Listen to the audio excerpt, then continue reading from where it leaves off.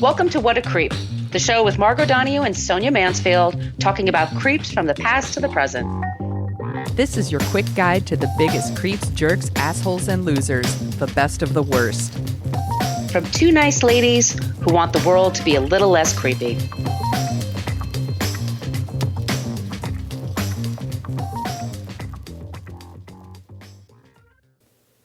Welcome back to What a Creep. This is Margot Donohue, and my cohort in creepitude, as always, is the amazing Sonia Mansfield. Hey, Sonia. Hello, my friend. Hello, my friend. We are the podcast that talks about creeps from the past to the present. We've got quite an episode coming on today. This is someone who was creepy. So notorious. Farrah Fawcett played her in the TV movie. Oh, Farrah Fawcett TV movies were so good. They're so amazing. But before we get to that, we just wanted to let you know that if this is your first time listening, we always end the episode with someone who's not a creep. So at least you leave feeling a little bit better about the world at the end. And just so you know, this person is in jail that we're talking about where they belong. You can like our Facebook page. We won't do anything about it. That's where people usually go to complain about our language. And just this is your warning, we use salty language in this program. Yeah, fuck, shit, damn. We're on Twitter at CreepPod because somebody had What a Creep on Twitter for over 10 years and never used it. Great. We're on Threads, Instagram, and Blue Sky at What a Creep Podcast. And we have an old-timey email, whatacreeppodcast@gmail.com. Those are places you can send us your suggestions for creeps and also for non-creeps. That's always really important for us. And if you would like some stickers, and I do owe you all a bunch of you some stickers, I will get that out hopefully this weekend. Just send us your address wherever you are on the planet of Earth, and I will get them to you. You can count on me. You can count on her. She will do it. You got a friend in me. That's my Randy Newman. Really, really good impression. Almost as good as Adam Risky, but not quite. Sonia, it's a really good one. Do you want to tell them about the website? Yeah, go to whatacreeppodcast.com, and it's everything you ever wanted to know about our podcast, but we're afraid to ask. There are links to all of our past episodes, and in each of those posts are show notes, because we source every single thing we do. We want to give credit to the people that did the dirty work of digging up all this shit on these creeps. If you're looking for a deeper dive, it's a fabulous place to start. We also have a link to our Substack, which is free. You can sign up, and there's a monthly newsletter, which is usually me ranting about something. And sometimes I put like recs of things we're watching, reading, or listening to in there. The April one is coming very soon. And there's a link to our merch shop where you could get t-shirts and tote bags and face masks and journals, posters if you want a poster. All the stuff. Posters? So, posters. Holy shit, I didn't know that. Yeah, you can get whatever you want there. Okay. Yeah. And then someday we'll do a live event and you bring your poster and we'll sign it. Or we'll sign your tits, whatever you want. Yeah, whatever you want. Poster, I hardly know her. Oh. Hey, everybody. I'll be here all week. And there's a link to our Patreon. You want to tell them about that, Margot?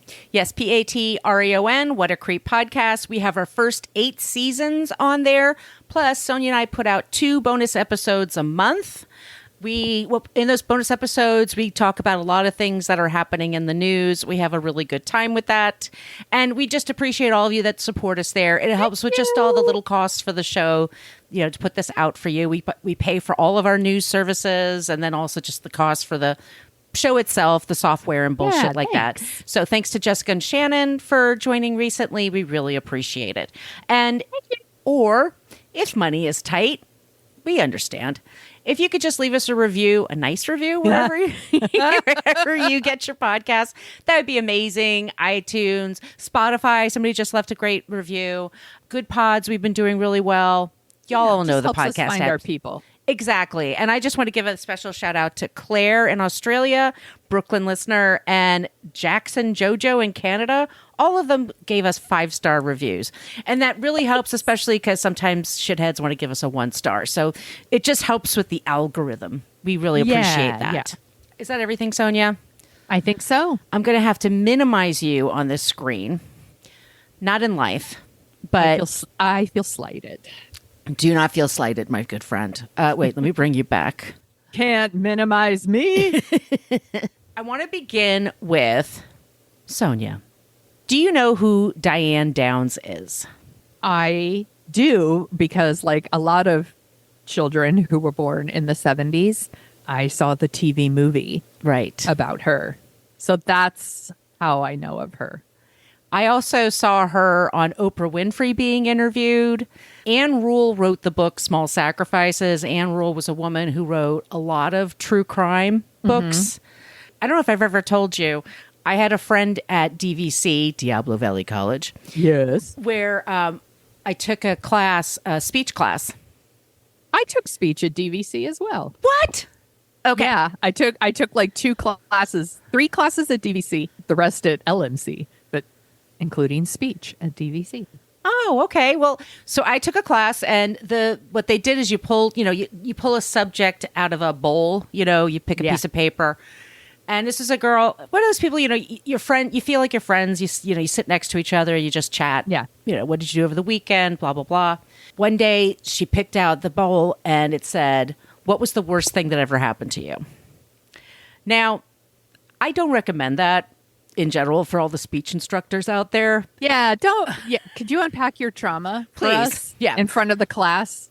Awesome. This was not known at the time. People just used to ask people to do this kind of stuff in a speech class. And she went on to describe, and I don't want to give too many details, but 2 of her family members were killed by a man that was called the I-5 killer. And Anne Rule wrote a book about him. And I had read that book. It was, and I was stunned. And then I went up to her after class and said, "I'm so sorry." And she said, "Oh, it's okay." She's like, sometimes I can talk about it, sometimes I can't. And I said, "I read the book." And she rolled her eyes and she said, "Look out for Anne Rule, because she gets fanciful. Like she gets." So keep that in mind when the Anne Rule of it all. Yes. So I've always she wrote a lot of true crime books, and she was good at it. I mean, she really got the tea, basically, and her books really sold well. She was apparently very full of herself, towards the end, because she was this big time, person. She had a lot of influence. She had a lot of empathy for victims, and she also, it just. I don't know. It's a mixed bag. She also wrote about Ted Bundy. Yes, that's where I was going. Yeah. She wrote, I think, The Stranger Beside Me? Yes. Or something like that. Is that what became the Perfect Stranger? Or not Perfect Stranger. That was a sitcom. What was the Ted Bundy TV movie? Deliberate Stranger. Deliberate Stranger. And this is what they did with the TV movies then. Sorry, Perfect Stranger is the one with Balky. Don't be ridiculous. Don't be ridiculous. The Balky dance is one of the funniest things ever. I will go to my grave loving Bronson Pinchot. He wrote a book about, she worked at a suicide hotline with Ted Bundy. Yes. And there's people that say that she kind of expanded on their friendship a bit. Like maybe she didn't know him that well. I say, if I served, on a suicide hotline with someone who became a serial killer, I'd probably write about it too. It's a subject that interests people. She always was interested in crime. And so she made this career for herself. So her big book was Small Sacrifices. So let's just start right here. I'll just get to what this is all about. And a lot of you probably know, because if you have seen the TV, they played this TV movie. It aired in 1989, and it was always on Lifetime in the 90s into the 2000s. They ran it, and they reran it and reran it. Diane Downs gained infamy for the 1983 shooting of her 3 children, one of whom died in Springfield, Oregon. The case became highly publicized due to the shocking nature of the crime and the subsequent investigation and trial. Reading's hard. On May 19th, 1983, Diane drove her children to a rural road and shot them at close range. She then drove very slowly to a hospital, claiming that a bushy-haired stranger had shot her and her kids during a carjacking attempt. There were inconsistencies in her story, and there is evidence that led investigators to suspect her in involvement of the crime. Once again, this is a single mom and her young kids in the car. They were 3, 6, and 7. This is not normal. This is not This is a very small town. So upsetting. It was very, very upsetting. Anne Rule's book, Small Sacrifices, was turned into a TV movie starring Farrah Fawcett and Ryan O'Neal that garnered huge ratings. And trigger warning, child abuse and murder. Diane Downs, these are my sources. Diane Downs, Wikipedia, of course. Willamette Weekly, ABC News, Crime Museum, Distractify, All That Is Interesting, Small Sacrifices by Anne Rule. This is one of those books. I mean, my friends and I passed it around to each other. It's a fascinating read. I mean, she's a good writer. She knew how to get you. There's also an amazing interview, Diane Downs on Oprah with Anne Rule. They have that link there. There's also a link to 2020 from Diane's daughter. We'll talk about Becky. And 1989, the TV movie starring Farrah and Ryan. That link is in the show notes.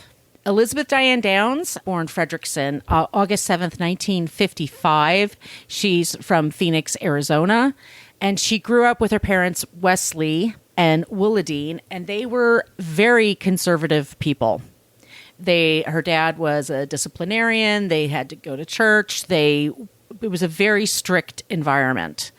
And Diane, from the time that she was young, was kind of wild. She was always kind of pushing boundaries and always, sneaking out of the house, dating way older guys, kind of wild. Years later, she would say that she was sexually abused by her father. We always like to say we believe victims. This woman lies about everything. So it's a case of I don't know what to tell you, because she lies so consistently, and we'll talk about that to this day. She lies about her involvement with the shooting and all this stuff. She meets a guy named Steve Downs. They start dating, and then they want to get together, but they're too young to get married. So at one point, her parents send her to a very religious college in Oregon, and he goes into the Navy. She gets kicked out of the Bible college. I'm sorry, it's in California. She gets kicked out of the Bible college for promiscuous behavior, and then she has to go back to her parents' house, and her Navy guy came home, and he married her. This is in 1973. They're very young. They have kids right away. And she only married him just to get away from her family. Their first kid was Christy. That was followed by Cheryl. And then Steve, Diane could really pick him. They both had affairs on each other. He was not a natural father. He didn't understand this idea, of unconditional love and protecting a kid. Whatever that instinct that you have and most parents have of I would take a bullet for this kid, or I would do anything for them. Right. He didn't have it. Yeah. Shitty dad. He's a shitty dad. I mean, he wasn't horrible, I don't think, but he also just wasn't very engaged in life, basically. So his marriage, his kids, his job, whatever, he just he went and had a vasectomy without telling her. Damn. So she slept with one of his friends and got pregnant. Here's another thing. Wah, wah. Who would be Danny. Okay. Steve knew that this was not his kid because he had had a vasectomy. Right. But he and Diane stayed married for a while. And Diane, as soon as the kids would get a little bit older, she would lose interest. She loved being pregnant. That's interesting. I didn't. Yeah, I've heard. No, lots of women love being pregnant, by the way. Super, some of them, they just breeze right through it. I mean, it gives you a glow. Your sex drive is great. All this stuff I hear. And then I hear, no, it's super uncomfortable. So no, there's also parts that are great. I'm oh, I didn't like it. There's parts that's great. Your baby's with you and safe, and they're always with you, and you're never alone, but not in a creepy way. All of that is lovely. Growing something in your body is pretty cool, but also it's uncomfortable. You get morning sickness. Your hormones are all over the place. There's a lot going on. So kudos, tip of the hat to ladies who like it. She loved it. She actually, at one point, she and Steve, they had an unplanned pregnancy and she had an abortion. But then she regretted it because she witnesses fetuses, at a local fair. They had an anti-abortion booth. And then she decided, I need to have more babies to make up for the time that I did that. Okay. Steve was like, I'm not having any more kids with you. And she said, fine, I'll just be somebody's surrogate, because this was the thing in the 80s. So in order to become just surrogate, you have to have a psychology exam. Yeah. And she was turned down by the two agencies for indicating signs of psychosis, which she Super thought cool. They're like, good luck with your own kids, though. Exactly. All right. One time, Steve, this is so sad. She was very, very uninterested in the kids when they got bigger. And by bigger, I mean like 3-4 years old. Right. That just, she just did not have those maternal instincts. She liked holding the babies, but she didn't like dealing with the kids. And so the kids got yelled at a lot. She wouldn't let them play. He said one time, Steve, that Cheryl was jumping on the bed. And he said, that's not allowed. And he made her sit down. And then he said she was just so calm while she sat down. Like he said, what's up? And she said, is there a gun here? And he's like, why? And she goes, because Mom says she'll use it if I'm bad. Oh my gosh. So these kids were in a really unsafe environment, not a great environment. That's awful. Yeah. So she has an affair with a man in Phoenix. She does get a job at the post office, and she has a lot of post office jobs wherever she goes. And we love our post office workers, by the way. We support them. She works for the post office, and she has an affair with a coworker. And by the way, she really loves married men. That's like her jam. Oh dear. She's like, it's great. Oh my gosh, she's doing a lot of things that are so fucking terrible. It's like, you're being a terrible mother. You're going after married men. Ew. She's, Blech. yeah. I mean, her behavior is, you could argue if it's bipolar or not. It's definitely, there's narcissism. There's histrionics. Like, she really overreacts to things and really puts on a charm offensive, and then will turn around and just hiss at you, that kind of thing. Like those people you walk on eggshells around, that kind of thing. Right. And imagine being a little kid in that house. I mean, Scary. it's scary. It's super scary.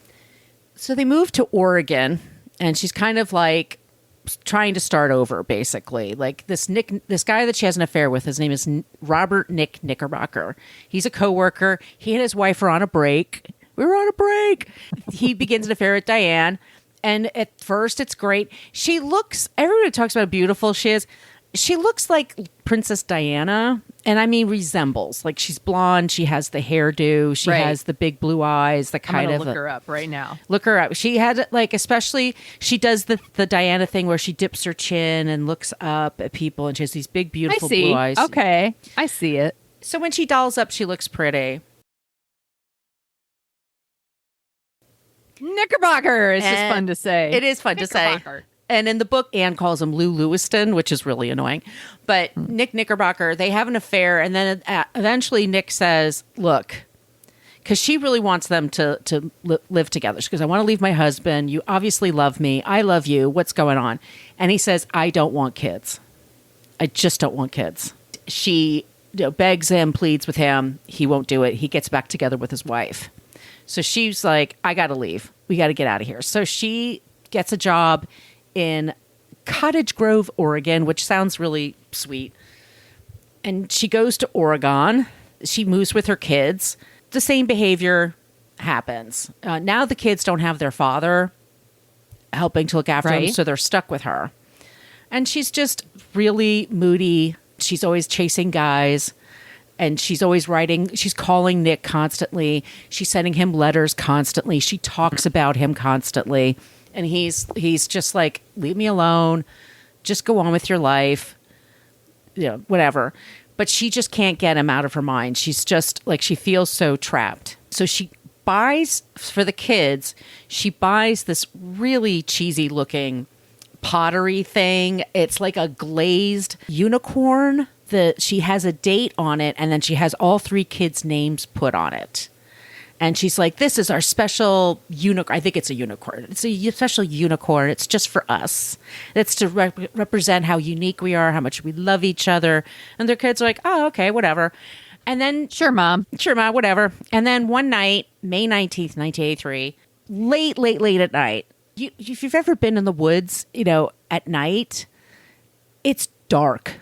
And she decides to go driving. Like, they're just going to go on an adventure and drive. Super, super normal. She has a 3-year-old, a 7-year-old, and an 8-year-old. And the 3-year-old sleeping next to her, there's the littler one, Cheryl, the middle kid. She's like laying in the back. And Christy's the one that's up and watching. She is playing by Duran Duran, Hungry Like the Wolf, over and over and over again. I mean, I like that song too, but it's a rad song, but imagine being in a car with this woman and she's just playing it over and over and over again. And it's dark. It's very, very dark. And they don't know where they're going. And she's just driving. And then the next thing, and this is how the movie opens. Diane drives to the hospital, shows up at the hospital, and she said, some guy just shot my kids. And it's Springfield Hospital. And they run out and they see that Cheryl's on the floor in the back and she's dead. She's 7 once again. The boy was shot through the chest and then Christy was shot. And Christy almost died. She had very low pulse. She lost a lot of blood and she basically had a stroke in the car. And Danny would be paralyzed or partially paralyzed because of these gunshots. Diane had an injury on her arm, which one could interpret as a defensive wound. But it's pretty superficial. It's really superficial. She's adamant. A bushy-haired stranger tried to do this. And the cops are going everywhere, looking for anybody that's like a vagrant. They think there's a killer out there. And Diane, at the next day, so it makes all the papers and all the news stations from Salem, Oregon come over. She just is like, ooh, cameras. And she starts doing interviews just all the time. And she's got like a sling over her arm and her eyes are all carved out and dark circles under her eyes. But she just is like talking about, oh my God, I was so scared, but I looked out for my kids. And the kids are like very close to death. They were critically injured. And the nurses say that she was at times sweet. And then sometimes she was really very aggro with the nurses. Like she got very jealous of the nurses being kind to the kids and the kids liking the nurses. Christy especially couldn't speak. She was in such a state of shock and getting over the stroke and had some speech impediment that at one point she was sleeping. They had a ventilator on her. Diane came in and they're like, no, she needs to sleep. And Diane came over and she whispered something in her ear. And then all of a sudden her eyes flew open and all the equipment starts going crazy. That's when they told the police, like, there's something going on here because she just terrified that kid. I'm so horrified. I mean, everyone knows what I'm going to say. Children depend on their parents to take care of them and look out for them, to protect them. They don't expect their parents to do things like this. And for her to see her mom do something so fucking terrible, it's going to traumatize you. It's going to break your fucking heart. Yeah. Like, I'm so upset for those kids, and it's such a fucking bitch. She's pretty terrible. And it's decided that, and what happens is that the police, when they interview her, like she talks in circles and then sometimes she's very, chirpy and perky and then she'll get very dramatic. And it's like, none of it felt real to them. And they do the thing like, well, she didn't even cry. Like crying is not really, I don't think, some people it's possible to be in a state of shock. And yeah. Or my brother Joe had a odd kind of quirk. Like sometimes when he talked about something really scary or bad, he would smile just because he's a quirky person. That's all I can say. Like it's like, also it's also like a defense mechanism. Not a defense mechanism. Kind of. you're trying to like make other people feel comfortable Right. with something that's really awful and uncomfortable. Like I do this sometimes. I have like nervous laughter. Yes, same. You know, I'm also one of those people who cries when they're angry. So then people Yes, think same. I'm sad, and I'm not sad. I'm actually so angry. Like, Same. so not everybody reacts exactly the same to everything, but you can definitely tell when things are off. And that's what the police are saying. Like, Yeah. there's just something off about her. They knew that she owned a handgun. They knew that she had multiple affairs. They knew that she was hearing from the wife of Nick Knickerbocker, called the cops, and it's like, this woman's crazy. Like, you need to look into her. Because she was threatening her life. She stalked him. And- Please tell me that his wife's name is Nikki. No, I Nikki wish. Knickerbocker. No. Sorry, Sonia. I could have looked that up, but anyway. So the cops say to her, because she just loves being on camera, they're like, you know what? They get the idea. Oh, and also another thing she says is she talks about when she took the kids to the hospital. At one point, she turned to one of the nurses and said, I don't know how I'm going to clean all that blood out. Like, very flat, very just... So the cops are suspicious, to say the least. But they can't charge her with anything. They don't have a weapon. They don't have any witnesses, and the kids can't talk. I mean, they have witnesses, but they can't talk. Like, they're going to be. Mm-hmm. So the police actually are able to put the kids in a situation, because they called Steve. They found out pretty quickly Steve was not going to be able. He basically is like, I can't handle this. You know, Steve came up from Arizona. So they put the kids in like a halfway home. And they had a family, a really great family, that made it their charge to like take care of these kids, make them feel safe, make sure, like, you know, if there's any visitation, that there's somebody there, blah, blah, blah. Steve gets some visitation rights. So he'll come up from Arizona, he'll visit the kids.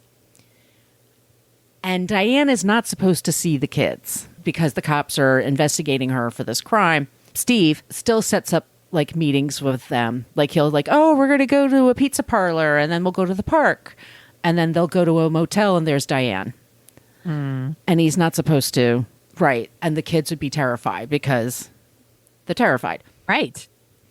It takes about 9 months before they finally file charges against her. And one of the things that really convinced them was they said to her, when she still had her sling, they said, can you just show us what we're going to do a video. We're going to go out in the parking lot. We're going to get a car that's similar to yours. We want you to reenact this crime for us. Because she said that she pulls over. She sees a bushy-haired stranger, middle of nowhere. She pulls over because she thinks he wants directions or something. And then he's like, he has a gun. And then he says, you know, give me your keys. I'm going to take your car. And then she said she pretended to chuck the keys away and then jumped into the car, and that's when he started shooting inside the car. And they're like, why would anybody do that? That would make... Yeah. You see little kids, you're like, why would you even do that? So she was reenacting it, and as she was reenacting it, she was cracking up and laughing, putting on makeup and doing double takes and giggling and sorry about my wounded, wing here. This is like a couple weeks after it happened. And psycho. She did multiple interviews over the intervening months. And multiple times she would say things like, oh, I know, it is so bad what happened to me. And then she would smile. Like, she would hold it for a second and then smile. Like, just thinking, like, if they're going to edit. And it was chilling. Yeah. So then they get her. So they finally have charges. And she gets a really good attorney. And they're going to court. And this is when they have a bombshell about her. Diane shows up and she's pregnant. Oh, snap. She loves it. She loves being pregnant. And she found a guy that was on her mail route. And she showed up at his house one day, and he had some whiskey and some weed. They did the deed. And she knew she got pregnant right away because she knew her cycle so well. Wow. So and people thought this has to be because she wants sympathy from the jury. That she wants, sure, because she's sitting there. Absolutely. Yeah, she's like in her, second trimester or whatever, and she's wearing these big I would maternity never gowns. hurt kids. I'm super maternal. I'm pregnant right now. You can't put me in jail. Look at me. I look like Princess Yeah. Diana. They go to trial. It's difficult. She shows no remorse. She's always whispering and giggling with her attorney. There's just Christy, who finally was able to work on her speech, goes on the stand and actually says, "It was my mother who shot us," which is what a horrible, it's just terrifying. Poor girl. That poor girl. This is basically what convinces the jury. And she is sent to serve 25 years. It's a life sentence plus 50 years, but she's required to serve 25 years before parole.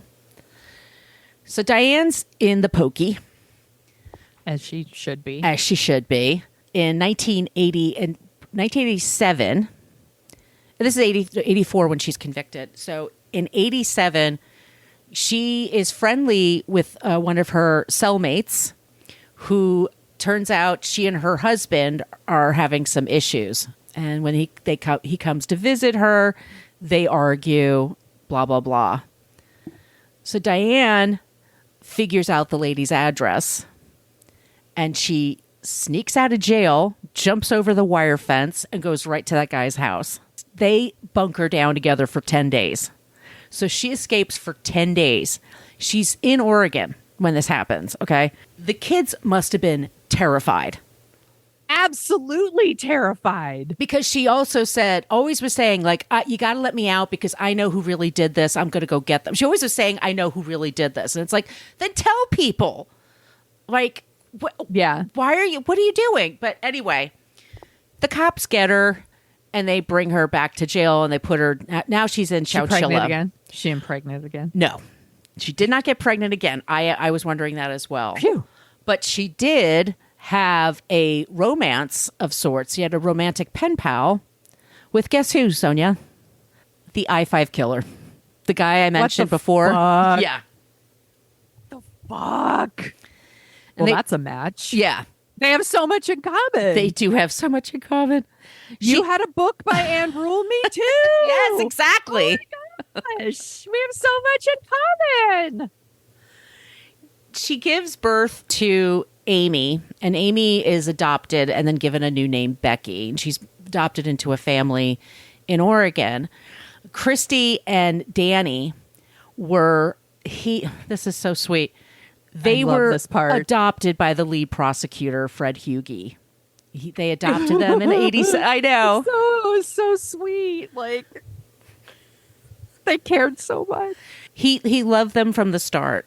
He and his wife were just like, we have to, because they were worried because the two kids have different fathers that they might get separated. Yeah. And also they both have special needs. Yeah. So they took them in. And they're doing great. They were well loved. They went to college. Christy's married, have several kids. She has a daughter she named Cheryl for her sister. So and they're doing great. And they don't do any press. Nothing.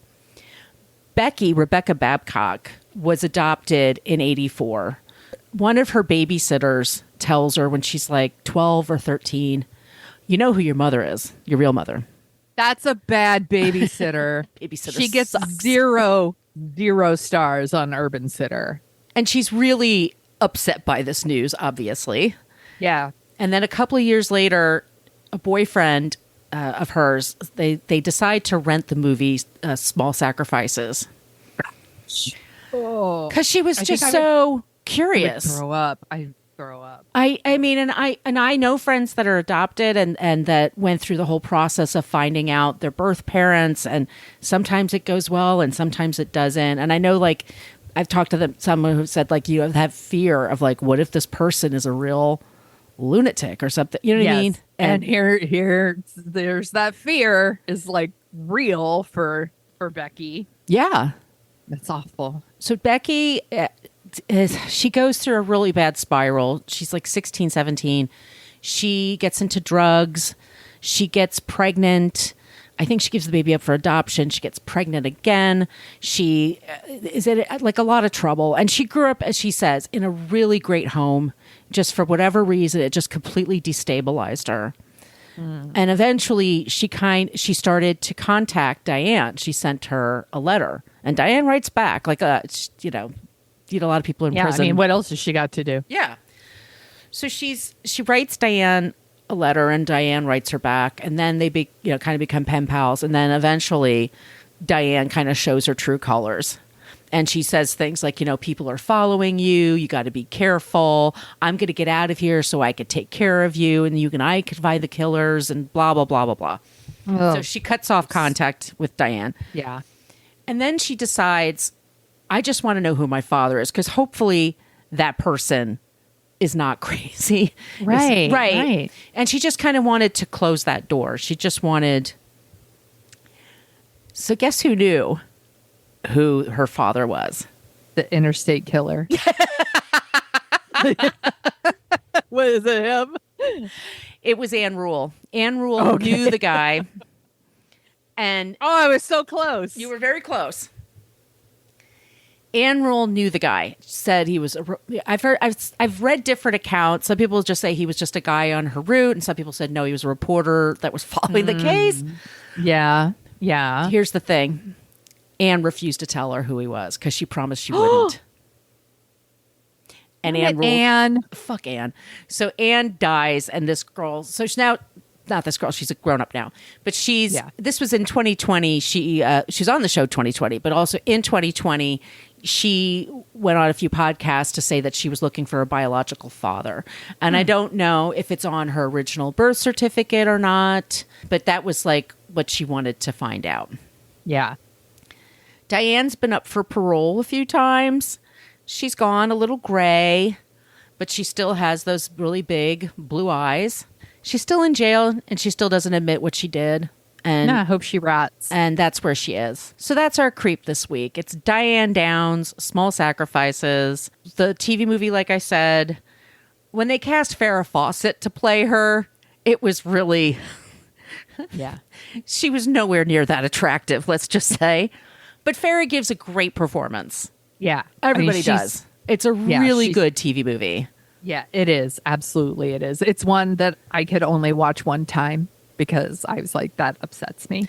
It's upsetting. Yeah, because it's super upsetting. It's I remember thinking like, there has to be another person involved with this, right? That's all I could think of. Like she had like one rogue boyfriend that was really crazy and helped her. Yeah, we don't like to think that parents are capable of such things because, of course, it's happened sadly more often than you think. There's an amazing documentary on Netflix right now called like American Murder, The Family Next Door.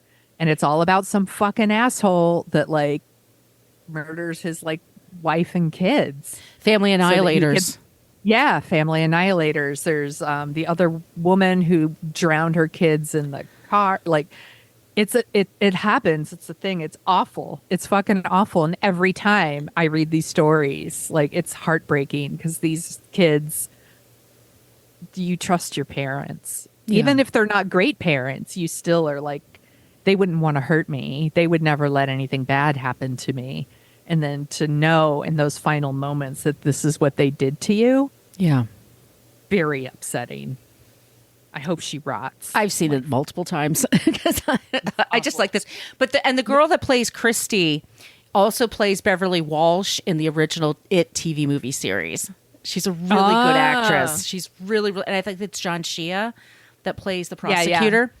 It's really good. I have that link in the show notes. Yeah. But this was like, because it's Farrah and Ryan O'Neal at their most beautiful. Yeah. It totally. Well, and she did The Burning Bed before this. I love The Burning Bed. She didn't fuck around. She made TV movies were the fucking bomb in the 70s and 80s. You had your Small Sacrifices, your Burning Bed, your Fatal Vision, Deliberate Stranger. The Stand was early 90s. That's 93, yeah. It was a lot of them, especially for, Well, that was... was it North and South? North and South. There were a lot of great, especially for Farrah. Farrah, when she did Charlie's Angels and then left to do movies, at that time, it was considered like, first of all, TV people and movie people were different. They just... Yes. Very rarely were you able to go off and be a movie star. Also, she was kind of seen as ungrateful. Like she only did 1 or 2 seasons of Charlie's Angels, and now, she wants to move on. Yeah. So she kind of had to pay her dues, and she did them with TV movies. And the TV movies, the Hallmark Presents ones were really good. They actually were very good quality. And they had huge audiences, like 30 million, 40 million people would watch them. Yeah, they would do them over like 2 nights, you know, like a Sunday and a Monday night or something like that. And you'd be like 11 o'clock on a Sunday, like I want to see the rest. I can't wait till tomorrow. And again, we also only had like 3 channels. So like if people were watching TV, you had a 1 in 3 chance that they were watching what you had on the air. All of them, man. I was so into them. It was really well done. It really holds up. Farrah is great. I mean, way too beautiful and sexy for the part, but that which must have fed Diane's ego. It had to. For sure. If they made a TV movie about my life and like Angelina Jolie played exactly. me or That's what I was going to say. I would be like, obviously, because I'm so amazing. Like. When in reality, they should obviously make my life animated. Like, I don't know. I'm an anime character, I think. I'm a graphic novel. There you go.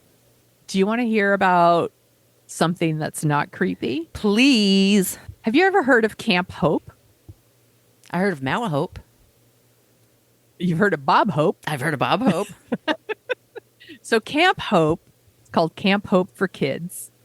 It's a nonprofit. It's actually in Wisconsin, so I wouldn't expect you to know what it is, but I think it's a really cool thing. My favorite joke from Happy Days, by the way, is Richie and Potsy. They go to Milwaukee to party, and they stay at the Wisconsin Inn. Hello, girls. Hey-o. Fucking. That was Laverne and Shirley. I know. But that's the Milwaukee of a it. spin-off of Happy Days. So I feel like they go Milwaukee, as Alice Cooper says it. Oh my God, this is like so a many very references. Silly, Lot of references. Very silly lead into something that's like serious subject matter here. Okay, so Camp Hope, it's actually a nonprofit organization. It's it's in Wisconsin, so I wouldn't expect you to know what it is, but it's a weekend camp for children that are like for grieving children. It's for children who have maybe lost someone in their life or have been a victim of crimes. It was founded by this woman named Becky Loy. Becky in like 1989, pregnant, and she had a baby, and the baby was stillborn. She had children before that, and they were all so sad. Like, yeah, of course, stillborn is so awful. And she thought how it would be like. So, they wish they had something like this, and so she started it. So she started this special camp for like families that are going through a grieving process of some kind. And she like immediately, like 50 children signed up. It is still going on now. They're hoping to like expand it now into like other states. It's run by Becky, still runs it, and her oldest daughter, Maria, runs it with her. It is open for like all like children like ages 5 to 18. They've made it very clear that siblings, can go. They are very open to like trans and non-binary folks, and they spelled folks FOLX. They are like, they want people to be very, very comfortable there. So, if you have like a child with disabilities, like they are super accommodating. They are there and they want to help your child too. It's not like, oh, you just come and you can make a ashtray. I'm sure they don't make ashtrays, by the way. That's just a weird thing that like children used to do for their parents because everybody smoked in the 70s. We all made ashtrays for our parents because they grandparents all smoked. Everybody smoked. That's not a thing anymore. So I'm sure that's not a thing, but that's where my mind went immediately. But it's also about like you can learn how to talk to your children about what happened, how to cope with grief. There's things to learn there along with like doing these fun things. And it's also kids who've gone through something like this. They can feel so alone and they can feel so othered. You know, it's like other kids don't understand what I'm going through and they can isolate themselves. And at the camp, like all the kids are going through the same thing. Like their stories are different, but, you know, grief and trauma. And so they're all dealing with it. It looks like a great organization. They take volunteers. They have donations. It seems like such an awesome, awesome thing. And I'm like, gosh, I hope Diana Downs' kids got to go to something like this. But it probably didn't exist back then. And how much this would have been helpful for. Yeah, you don't want to be different. It's very hard when you're a kid and you're going through something that the other kids aren't. And it's, you just want to fit in.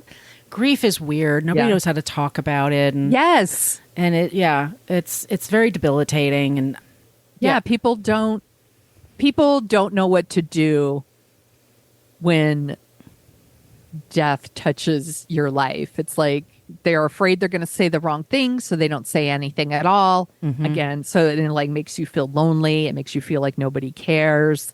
I mean, I really love that it's not just about like, let's get together and have fun activities, even though that's part of what they're doing.